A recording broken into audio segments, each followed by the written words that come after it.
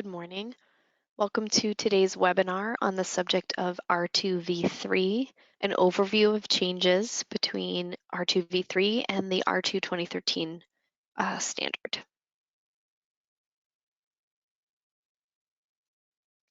My name is Austin Matthews. Welcome.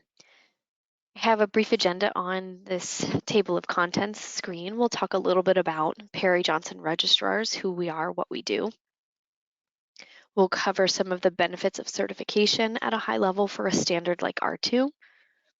We'll highlight the transition timeline details for our clients transitioning from R2 2013 to R2V3. We'll spend the bulk of our time on some of those key changes associated with the R2V3 revision, some other changes that coincide, again, primarily focusing on our transitioning clients. We will spend a couple minutes at the end of the presentation going over the certification process for clients who are pursuing or thinking about pursuing certification to R2V3 for an initial registration, so getting certified for the first time instead of transitioning from R2 2013 to R2V3. And we'll close with any questions. So feel free to type those questions into the question field at any point. I will save those for the end in the interest of time. Excuse me. This is a lot of material to go through, and I just want to emphasize that this is a very high level overview. This is a free, webinar. This is not a Siri training or a training that is geared towards an internal auditor certification or anything like that. We just want to give our clients some insight as to the key changes in the standard as they prepare to transition or prepare for their R2V3 audit. I'll also mention before we get started that today's webinar is being recorded. A recording will be made available on PGR's website after the webinar has concluded. Within the next day or so, it should be on there. And we'll also include a copy of the slides on the website as well, if you'd like to go back and reference this material. Perry Johnson Registrars is one of the leading registrars in the world. We have clients certified in countries around the world. This is not an all-inclusive list, but certainly gives you an idea of PGR's global presence. We certify clients to a variety of standards, including R2. We have achieved accreditation for R2V3. We're also still accredited for R2 2013 and a variety of other standards. Some of these may look familiar to you.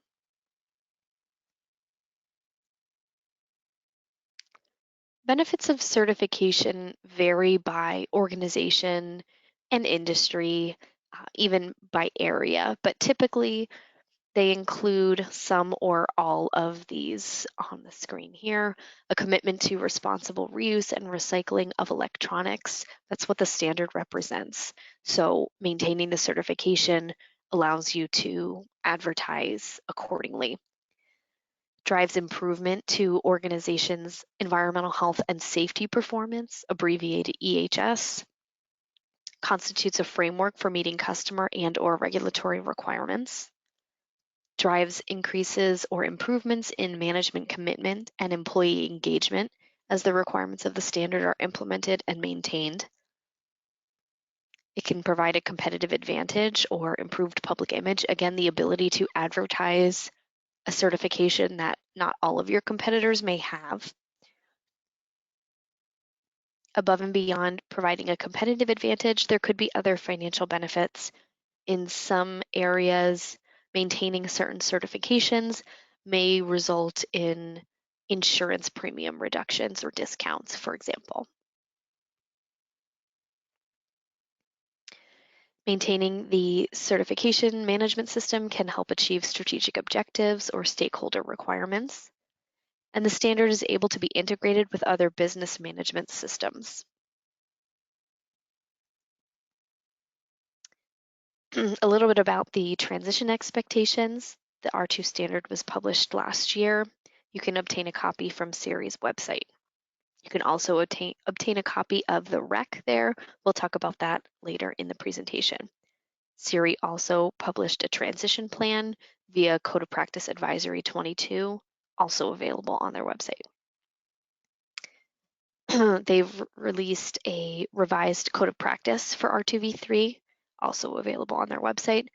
And CERI's website contains a lot of insight and information that you can utilize as a R2 organization, as an auditor, as a consultant, whatever the case may be. Their knowledge base contains a lot of training materials, videos, Q&As, and they are often adding to that knowledge base, so feel free to check that out.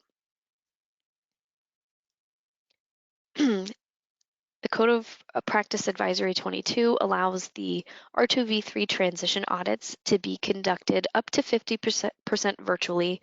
So you'll see that there is an on-site component to the transition audit for existing clients transitioning to R2V3. We'll talk about the initial registration audits for our new clients, not our transitioning clients, later in the presentation. The approach for the transition is staggered, giving facilities time to plan and avoiding overloading the certification bodies with a majority of facilities transitioning at once. I mentioned that PJR is already accredited to R2V3.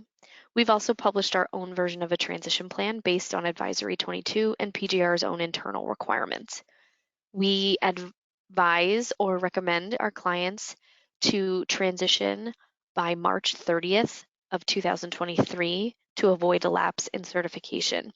It's important to remember that not only does your audit need to take place by the CERI transition deadline of June 30th, 2023, but also all of the other certification decision-making activities need to conclude before that date as well. So your audit package needs to get submitted by your auditor. Any NCRs need to be addressed with corrective actions and a revisit. We'll talk about that later. The auditor has to accept your responses to those NCRs. The package goes through an internal technical review, and then the approval is sent to the certificate department to issue a draft certificate for the client's approval before a final certificate is issued. All of those need to take place to avoid a lapse in certification. If you're able, we recommend you transition in 2022, if not required, to transition sooner based on the transition deadlines. So again, I mentioned there's a staggered approach. We're no longer issuing initial registrations or certifications to R2 2013. We're past that first deadline. Now we're up against the deadline for clients with certifications expiring on or before December 31st of this year. They are able to recertify to R2 2013 if their audit is completed this calendar year and we close out the NCRs. Note that the expiration for that R2 2013 certificate will be shorter than usual because you still have to transition by the overall deadline. So you're not getting a full cycle if you recertify to R2 2013 this year. If your certificate expires after December 31st of 2021, so in 2022, even if it's January 1st, 2022, you need to transition during your recertification audit or by June 30th, 2023, whichever comes first. Please note that you can transition during any any audit in your cycle, and the transition audit time will be equivalent to a stage 1 and stage 2 audit. This is required by CERI to cover all the core requirements and any applicable process requirements. It will restart the 3-year certification cycle for the R2 standard. If it's not a recert audit in your cycle, you could be out of sync with your other standards, so you can also factor that in as well.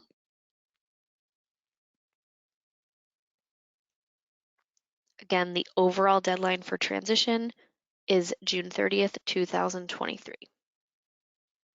Put the same information into a timeline. Sometimes a visual representation is helpful.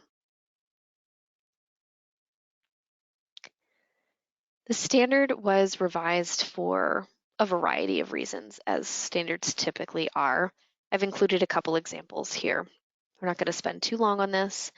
In general, the standard was revised to account for series lessons learned, R2 TAC feedback, public comments, to reflect the diversity of the industry, to reinforce effective implementation of the standard's requirements, ensuring that the intent of the standard is achieved, clarifying language or any sources of confusion. And of course, in general, standards are revised to make sure they continue to be relevant to their market, compatible with other standards, easy to use, easy to implement, or clear, I should say, inclusive of the wide range of sectors it affects, as well as easy to translate.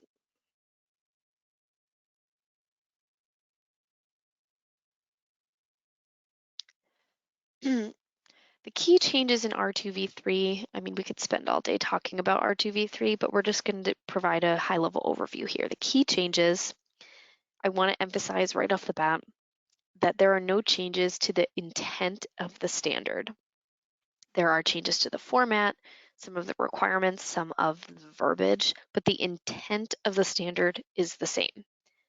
You can see from this screenshot of the table of contents that the standard looks different. It's divided into core requirements and process requirements. That would be one of the key changes in R2V3.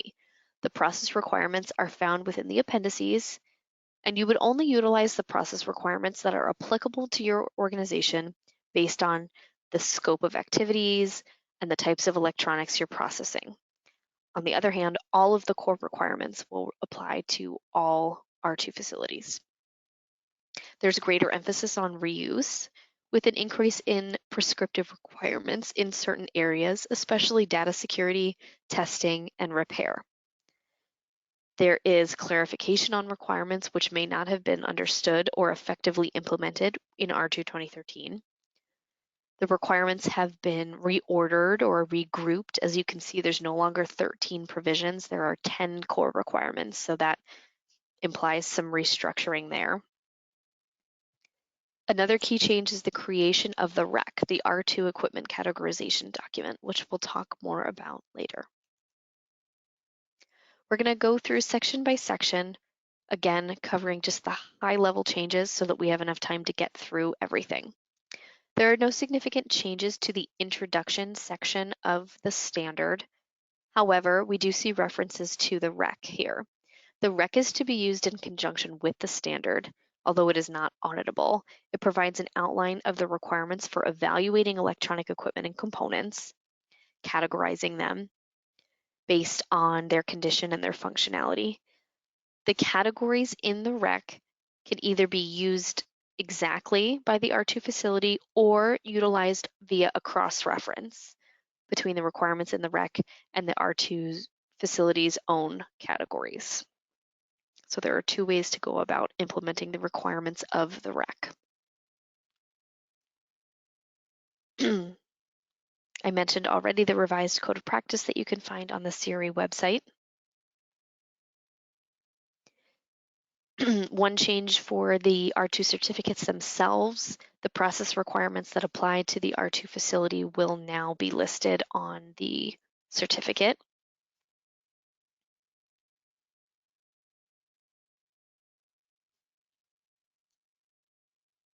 There are a lot of changes to definitions. There are new or changed definitions. There are some removed definitions we're not going to go through here. You can review these slides and take a closer look at the standard on your own time.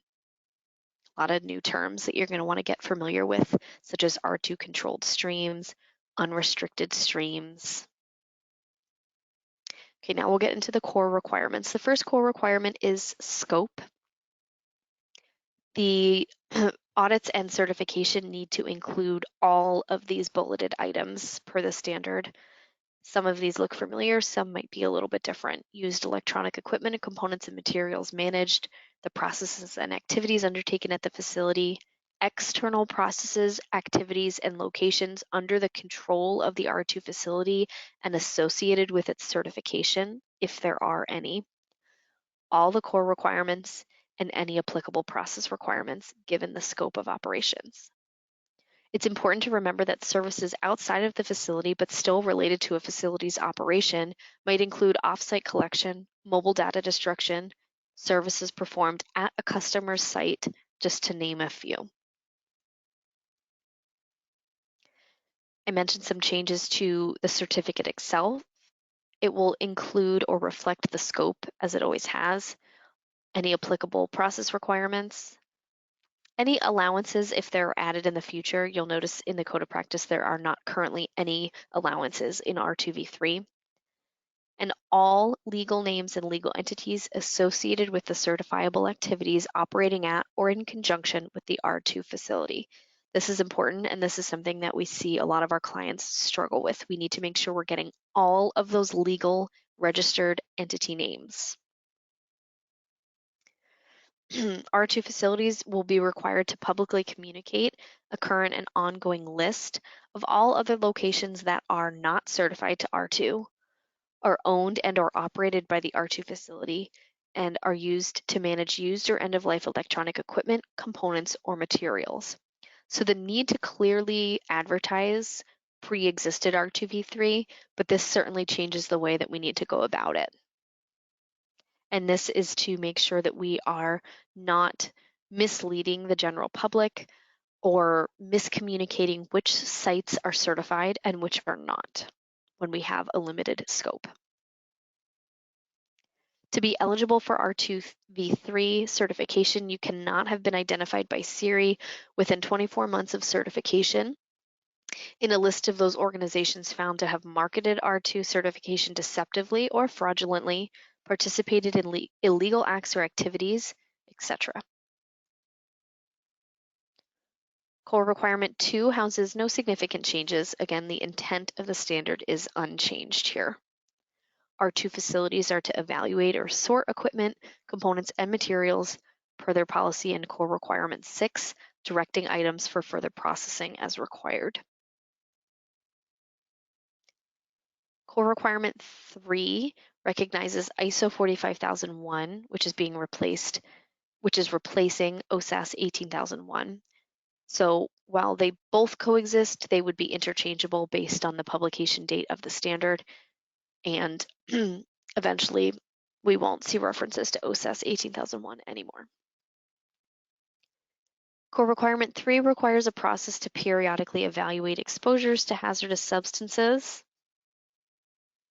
Gives some examples depending on the types of equipment processed.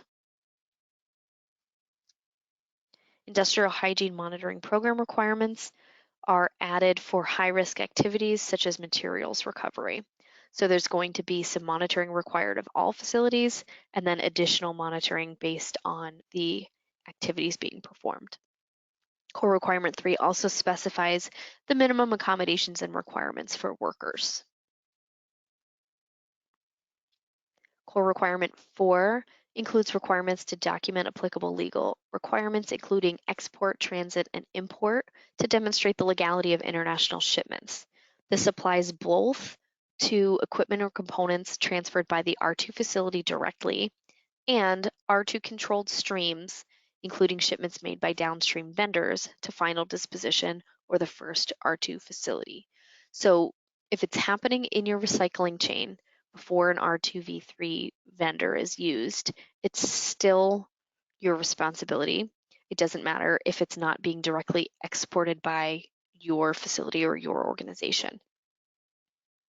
This section also requires prompt corrective action to address compliance violations and requires that R2 facilities notify their certification body within 30 days if they receive a notice of violation requiring action or follow-up with the issuing agency.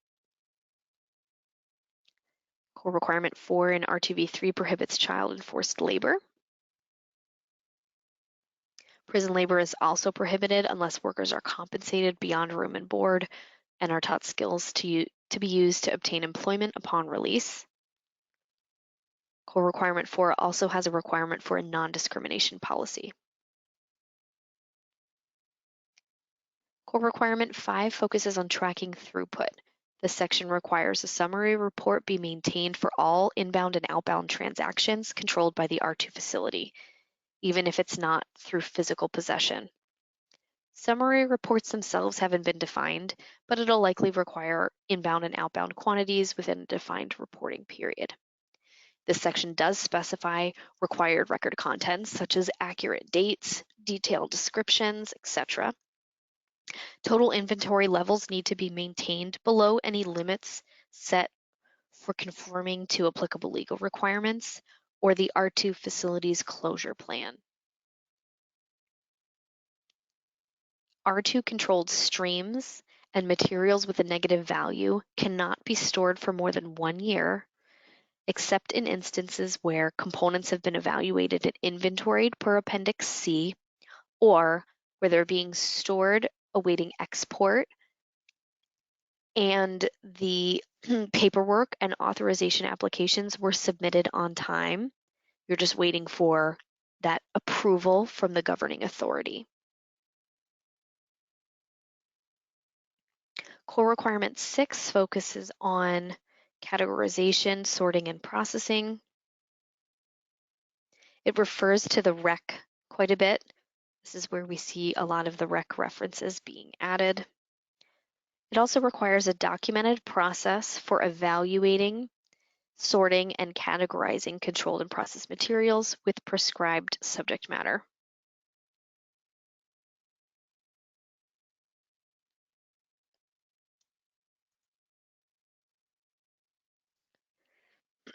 Continuing with Core Requirement 6, all materials need to be managed and processed as an R2 controlled stream unless it meets specific requirements. One example would be it's been processed and categorized by another R2V3 certified facility, in which case you can utilize the REC category they've provided. Another instance would be if it was processed and categorized by a non-R2V3 facility and your facility has a documented and implemented process for evaluating, sampling, and verifying the categories that they have provided you with. Or if it can be proven through appropriate testing or verification records that it's been sanitized and is functional. Or it is no longer an R2 controlled stream according to the definition provided by R2V3.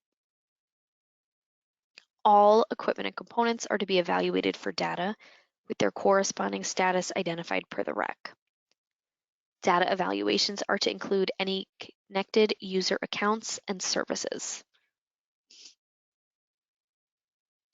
You need to control any and all equipment or components that might contain data per Core Requirement 7. You can't assume that it does not contain data.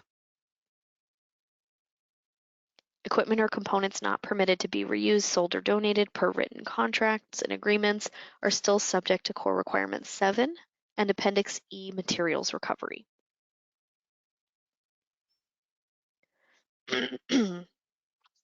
There are identification requirements for equipment or components that have been evaluated and found to be capable of reuse. And there are references to the applicable appendix sections there as well.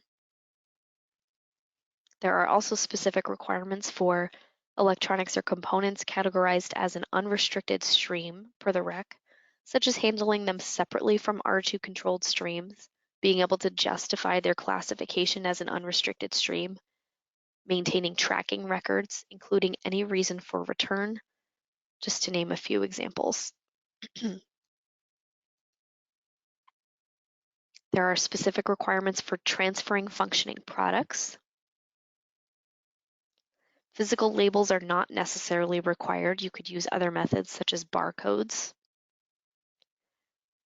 The collectible and specialty electronic requirements are not significantly changed.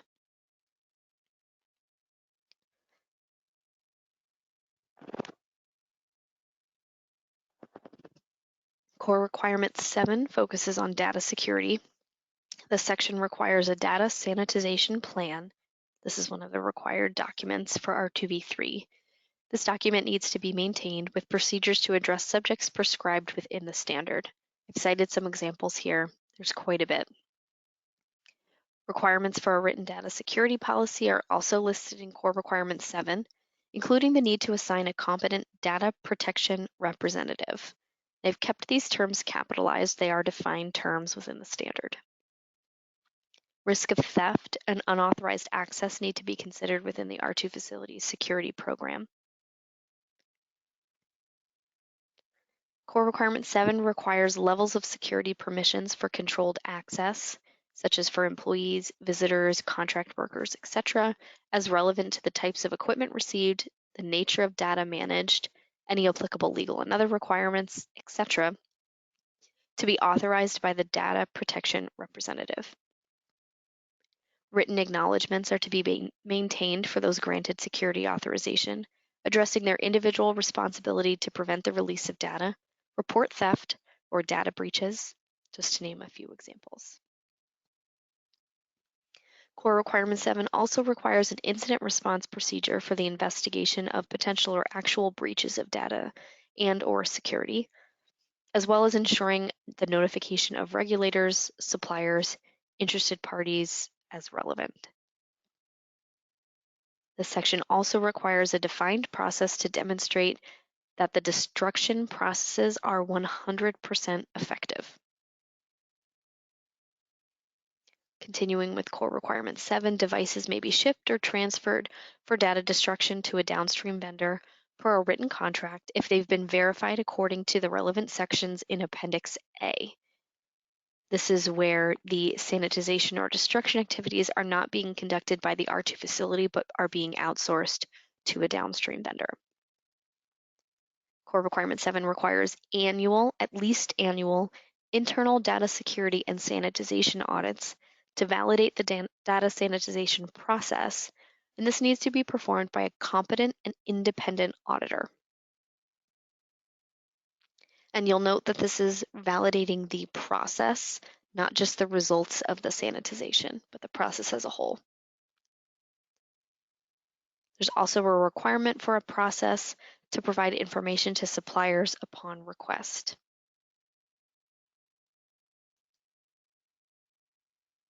Core Requirement 8 covers focus materials. There are requirements to demonstrate the recycling chain's expertise, capacity, planned methods, and capabilities needed to process the focus materials. There's also a requirement for a downstream recycling chain flowchart when not the final point of processing, per Appendix A, and this needs to include international movements through final disposition or the first R2V3 certified tier. Alkaline batteries not containing mercury would be managed under Core Requirement 2, along with print cartridges, But in R2V3, even lead-free circuit boards are considered focus materials. Core Requirement 9 houses general facility requirements. Indoor processing is required, except in instances where outdoor operations have been assessed for risk and release potential. Indoor storage is also required for R2 controlled streams, including indoor storage of reuse items, unless they're intended for outdoor use. Insurance coverage needs to be appropriate given risk, size, and scope of operation. The closure plan needs to include the use of appropriate commercial businesses to manage any electronics under their control. There are exceptions in R2V3 for the requirement to hold a financial instrument for closure costs in the event of abandonment.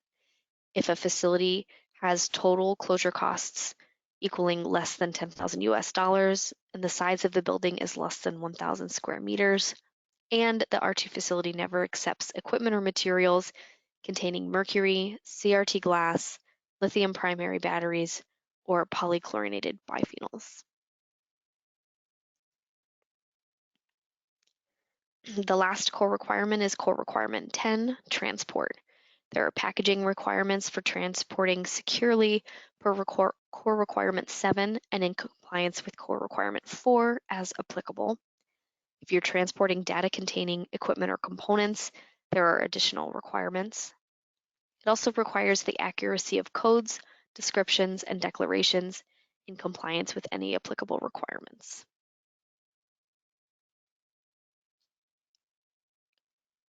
Moving on to the second part of the standard, the process requirements found in the appendices. This again is where only the applicable process requirements are applied to the R2 facility. You don't need to have them all. You shouldn't have them all in most cases. Appendix A focuses on downstream recycling chain. This outlines the expectations for the focus material plan and due diligence, including verification of import and export legality for international shipments. The import-export evidence needs to be in a language understood by the recycler and the auditor. It requires the R2 facility to track and demonstrate the complete downstream recycling chain of all R2 controlled streams to final disposition, or to register the managed portion of the downstream recycling chain with SERI. It also requires transparent communication regarding the recycling chain to suppliers.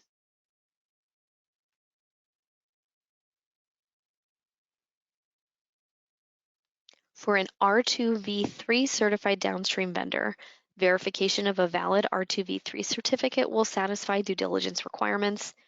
This includes ensuring the certificate is active or valid, confirming the scope of certification matches the expectations given the types of focus materials you'll be sending and the types of processing that they'll be doing, inclusion of any relevant process requirements, etc.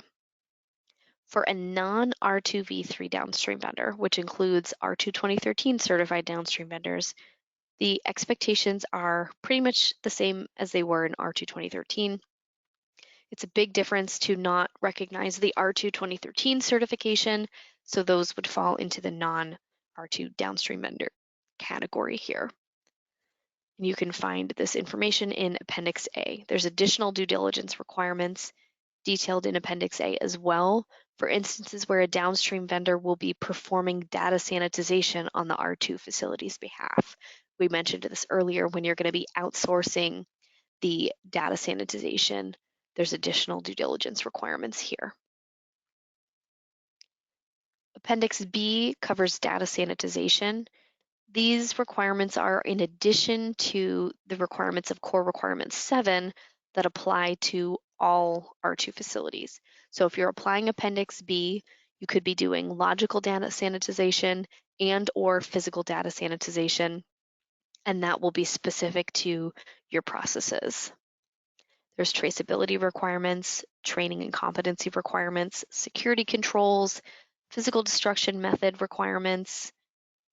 There's a whole host of requirements here that go above and beyond the Core Requirements 7 if you are doing the logical and or physical data sanitization in-house. You need to be actively conducting those processes to include them in your scope. So you wouldn't have logical and physical data sanitization in your scope and that process requirement applied if you're outsourcing that requirement. Appendix C covers test and repair. It's important to note that for any facility certifying to this process requirement, they also need a quality management system. This could be satisfied with ISO 9001 or RIOS. This section also requires an R2 reuse plan with prescribed criteria to be included. Materials need to be processed within 1 year of receipt unless they've been evaluated and inventoried for repair parts, and test result records need to be maintained for each uniquely identified item. Again, here you could be doing test or repair or test and repair. You could be doing one or the other or both. Appendix D focuses on specialty electronics reuse. If you are getting certified to Appendix D, you also need Appendix C, which means you also need the quality management system certification. There are detailed criteria in Appendix D in lieu of testing where you lack the technical capability to test those specialty electronics. There are requirements for failing specialty electronics, for passing specialty electronics, storing them indefinitely if they still have a reuse market, things like that.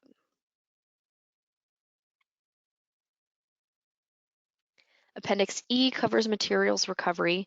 These are additional EHS requirements above and beyond those found in the applicable core requirement, because again, the core requirements apply to all R2V3 facilities, and the process requirements apply depending on the scope.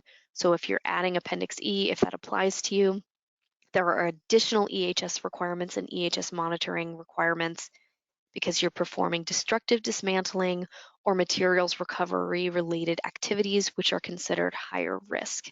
Some examples include additional hazard and risk assessments, appropriate pollution liability insurance or guaranteed reserves, evaluation of materials recovery process output streams. Excuse me.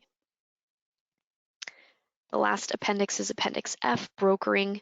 This applies whether the material is directly delivered to a downstream vendor or brought to the physical possession of the broker first. They don't have to take physical possession. They just can't be processing the material. The broker is still required to ensure all R2 requirements are being met within the recycling chain for those R2 controlled streams.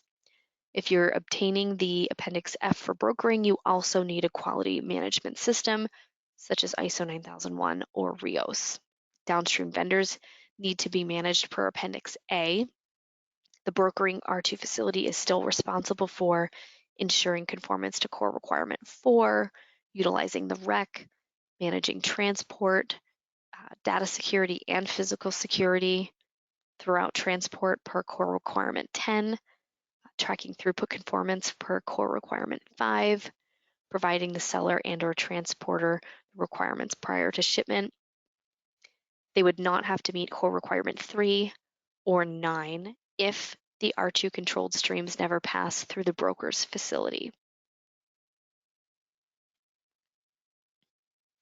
So you would, in this instance, be required to have ISO 9001 or RIOS, but you would not be required to have ISO 14001 and ISO 45001 or RIOS necessarily. We'll talk a little bit about the REC before we get into some of the other requirements and provide an overview of the certification process for new clients. The framework for evaluating electronic equipment, components, materials is found in the REC as we discussed earlier. There are categories for cosmetic condition, functional condition, and data sanitization status to be used either exactly or through a cross-reference to the existing categories. The assigned statuses are to be accepted by other R2 facilities. Not all categories will apply to all R2 facilities. You only need to use those that are relevant. Categories, of course, do not replace descriptions that are required for contracts, regulatory compliance, etc.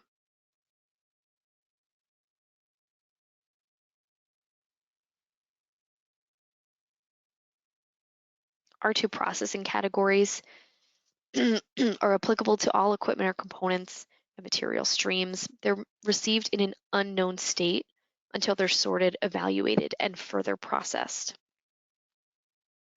Table 1 houses the R2 applicability, shows you some R2 controlled streams, some unrestricted streams, and then the processing expectations. Kind of a map. There's a table for data sanitization status. Again, it's to be assumed that they contain data, not that they don't contain data until it's been evaluated and confirmed. Functioning product categories, we have table 3 for cosmetic categories, table 4 for functioning product categories or functionality descriptions. Specific equipment categorization is left blank by Siri for now.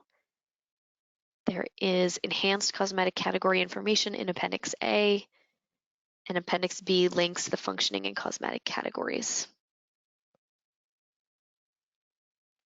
I mentioned that there are some other related changes that coincide with the R2V3 standard publication. The Code of Practice was released for R2V3. It has a lot of requirements that apply to certification bodies like PJR, but also several requirements that impact our clients. So I want to highlight a couple of those, but the Code of Practice is available through the CIRI website for you to obtain and get familiar with yourself as well. The Code of Practice requires a contract or a readiness review. These are required, the contract review is required prior to a stage 1 or an R2V3 transition audit, and the readiness review is required before a stage 1. We at PJR complete this activity through a contract validation. So if you're preparing for your transition and you're working with PJR to get that scheduled, you've probably already heard about that, or you will be soon. There are changes in the Code of Practice for R2V3 to the certification structure for multiple facilities or locations. They do not allow multi-site sampling either. R2V3 allows one surveillance audit per 3-year cycle to be audited virtually or remotely. Otherwise, the audits will need to be on-site. It requires evidence of correction for both minor and major NCRs within 60 days to avoid suspension. It also has deadlines for evidence of corrective action implementation and requires a revisit for all R2V3 NCRs, whether minor or major, again within a specified time frame to avoid suspension. If you are an initial registration client, rather than be suspended, you might have to repeat your audit. So there are consequences for not adhering to the deadlines that they have set out. The revisit can be virtual or on-site. I mentioned earlier there are not currently any R2 allowances for R2V3, so those will be removed if you currently have one. This is where the concept of applying the process requirements as they apply given your scope come into play. They don't all apply to everyone. If you are a new client pursuing certification for the first time, I'll quickly go over the steps for certification to give you an idea of what to expect. The first step I always recommend is downloading the standard to get familiar with what the requirements are. You'll need to establish environmental health and safety management system documentation as required by the R2V3 standard. Conduct training to those requirements, implement those requirements, including conducting an internal audit, a compliance evaluation, and a management review. The management review needs to include, as an input, the outputs from the internal audit and the compliance evaluation. You'll need a contract with a certification body such as PJR to complete your audits, and you'll need to submit any pre-qualification information required for the contract validation activity I spoke of earlier. You'll then, after completing the contract validation, have your stage 1 and stage 2 audits, address any resulting nonconformities before a certificate can be issued. Getting into a little bit more detail, the contract validation is an off-site activity, usually between a quarter day and a half day to perform that activity. For a stage 1 audit, we'll be covering the documentation for your management system framework to evaluate the readiness for your organization to have their stage 2 audit. If we identify nonconformities at stage 1, they need to be resolved or corrected with evidence of correction before the stage 2 audit can even take place. We don't need a revisit for any stage 1 NCRs. Stage 2, on the other hand, is an on-site audit of the entire management system.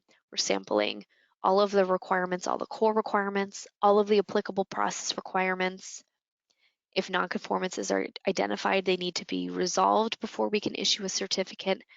And as a reminder, the stage 2 audit does need to be on site.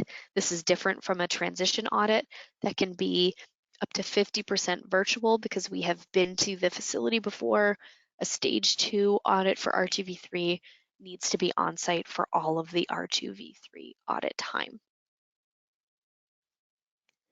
Once you're issued your certificate, you enter into a 3-year audit cycle. The surveillance audits are annual or semi-annual based on your contract, and they're partial system audits, so not as lengthy as a stage 2, sampling some of the requirements, not covering all of the requirements. The 3rd year of the cycle represents the recertification audit, which similarly to a stage 2, covers all of the expectations and results in a new certificate and the cycle starts again. Okay. If you haven't already done so, please feel free to type your questions into the question field. I'm going to proceed to the next slide that has my contact information. Should you have a really technical question or a site-specific question that you'd prefer to talk about offline, I also encourage you to check out Siri's knowledge base and their website for some of the more technical interpretations of the standard, or reach out to Siri directly. I am happy to answer questions that I am permitted to answer, but some will need to go to Siri instead. So again, my name is Austin Matthews. I can be contacted by the main PJR phone number, and they'll put you through to my extension, or you can send me an email and we can have a discussion or set up a time to talk over the phone. If you're a new client looking for a quote or some pricing information, please contact our sales department. And if you haven't already discussed your transition expectations or when you plan to transition, I encourage you to reach out to your scheduler to get the ball rolling on that. Let's check out what questions we have. Feel free to keep typing. Okay. Our first question. Let's see.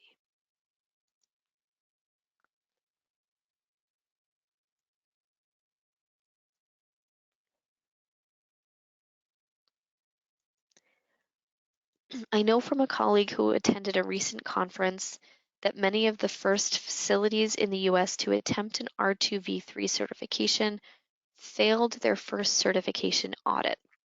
What are some common problem areas that PJR has seen that have caused companies to not successfully obtain a certification on their first R2V3 certification audit?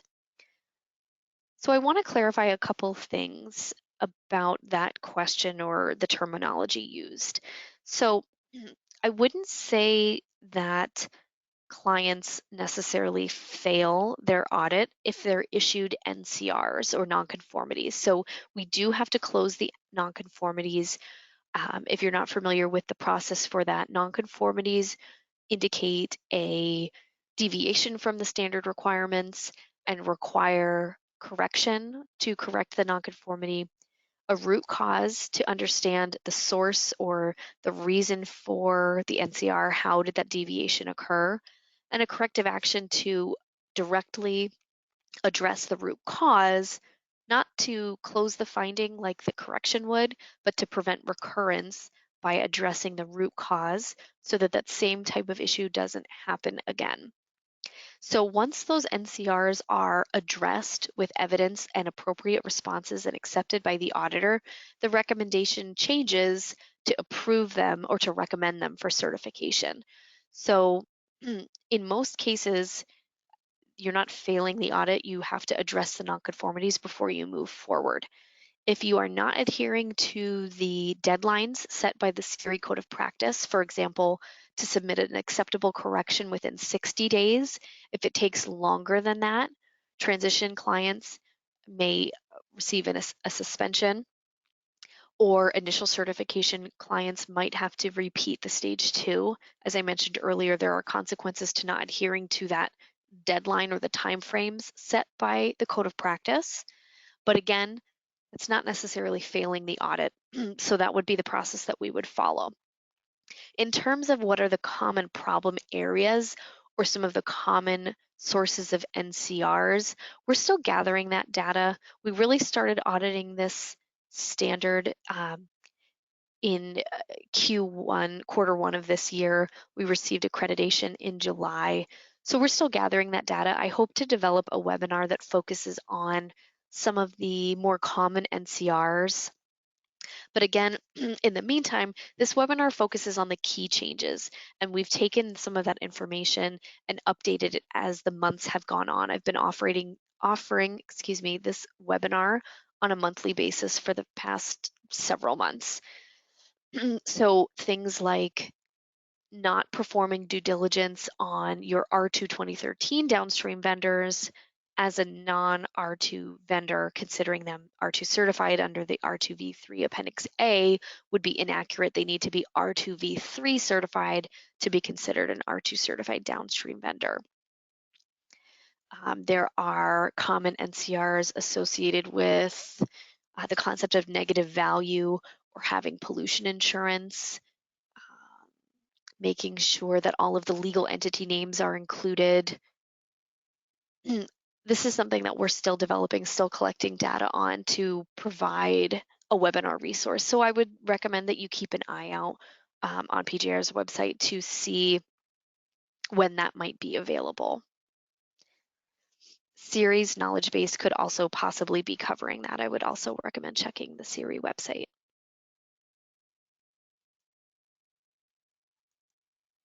The next question covers print cartridges, including toner cartridges. Is remanufacturing of toner cartridges applicable for R2V3?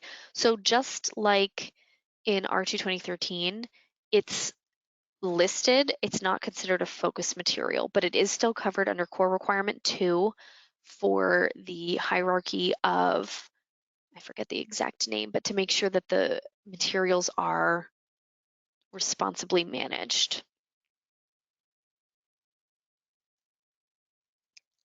Next question, does the contract validation apply to every surveillance audit? The contract validation is required to either transition to R2V3 or to have your stage 1 to R2V3. So that's not something that will come up again.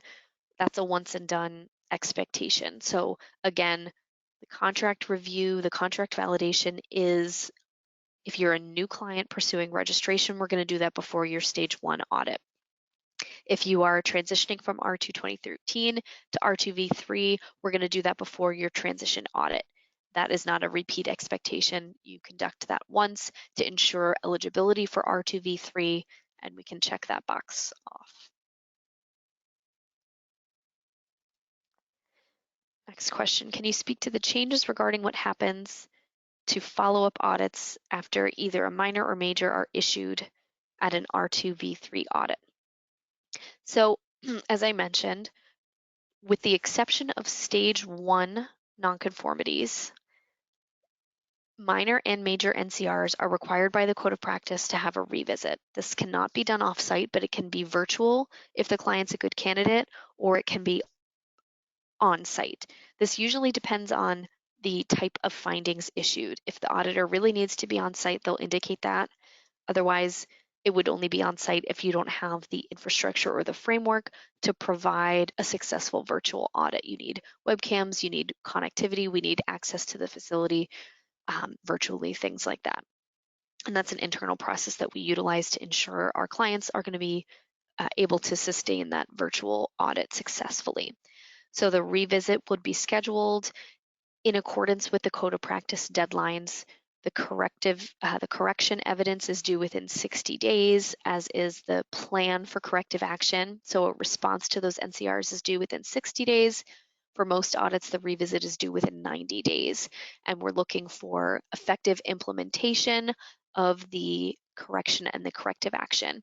So the correction needs to be planned and implemented within 60 days. We have to have a root cause within 60 days. The corrective action needs to be planned, so you have a documented response of what you'll do within 60 days, and you have to complete that activity, the implementation of the corrective action, within 90 days for the revisit. If you are up against an expiration date for your recertification, the timeline for those would be shortened, otherwise you would have a lapse. But in general, that's the deadline for the Code of Practice. So the revisit will be used to confirm all of those have been completed, that the corrective action is implemented and effective, rather than waiting until the next year to see if those activities have been done. And this is something that your auditor will talk through with you as well during your closing meeting or your audit when you're discussing deadlines and trying to schedule that revisit. There's a follow-up question to that. Can the 60 days be extended if it takes longer than that to clear the NCR, or would that result in suspension? Correct. So failure to meet the requirements in the Code of Practice can result in suspension. Again, I don't want to confuse everyone. It depends on the type of audit. If we're talking about a transition happening during a surveillance audit, yes, not adhering to the deadline would result in suspension until you're able to show you've conducted those activities. And there is a limit to how long you can be suspended before you have to start over. If it's a stage 2, we don't have a certificate to suspend, but if it goes beyond the time frame in the code of practice, you have to repeat the stage 2 audit within 6 months of the stage 1. So there's a deadline there instead. For a recertification audit, not only are we up against the deadline for the corrective action resolution in the code of practice, but also the expiration date of the certificate. So we can't extend and we can't exceed that expiration date, otherwise you have a lapse in certification. You're not certified in the interim. And then we have a period of time we have in which to resolve that before you have to again start all over with a new certification. And I would recommend you take a look at the code of practice if that is still unclear. They break it down by audit type in the document, and that's what we've utilized for our processes as well.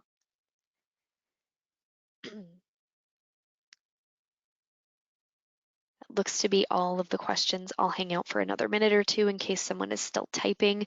Again, feel free to shoot me an email if you'd like to discuss this further, or give me a call if you have questions. Your scheduler can answer some of the questions. If it's more technical in nature, you can contact myself or Siri directly.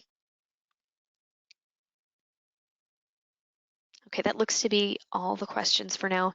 Thank you for joining us today. If you're preparing for your transition audit, I wish you the best of luck. If you are a new client, we look forward to working with you. Thank you for joining us. Keep an eye out for a recording from today's webinar to be posted to PGR's website and future webinars to focus on some other topics such as R2V3 lessons learned or common nonconformities. Thank you and have a great day.